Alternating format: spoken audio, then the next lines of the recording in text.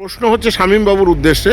শামীমদা, আপনি বলতে গেলে এক প্রকার অতটা এখন আর আশাবাদী আপনাকে দেখছি না যে বেতন বৃদ্ধির ব্যাপারে বা হবে কি হবে না সে বিষয়ে কোনো নিশ্চয়তা আমি দেখছি না।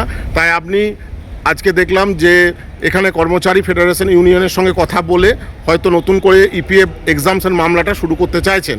তো এবারে ইপিএফ এক্সামশন মামলাটা কিভাবে কেমন করে হবে সে বিষয়ে যদি আপনি একটু কিছু বার্তা দেন তাহলে খুব উপকৃত হয়। বিষয়টা হচ্ছে,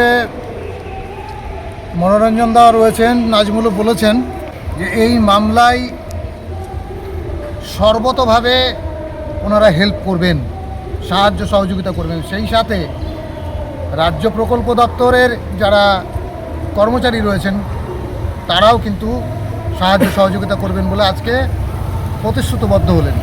আমরা একটা গুগল শিট সার্বিকভাবে সবার জন্য পাঠাবো। সেই গুগল শিটে তারা ফর্মটা পূরণ করবেন। আমরা সার্ভে করে নেব যে কতজন আমাদের এই আন্দোলনের সঙ্গে যুক্ত হতে চাইছেন।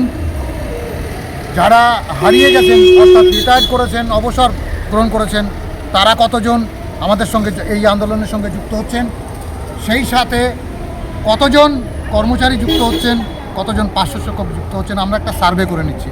এই সার্ভে করে নেওয়ার পর আমরা তাদের মতামতের ভিত্তিতেই আমরা আমাদের আন্দোলনকে সাজাবো এবং এই লড়াই আমাদেরকে জিততে হবে।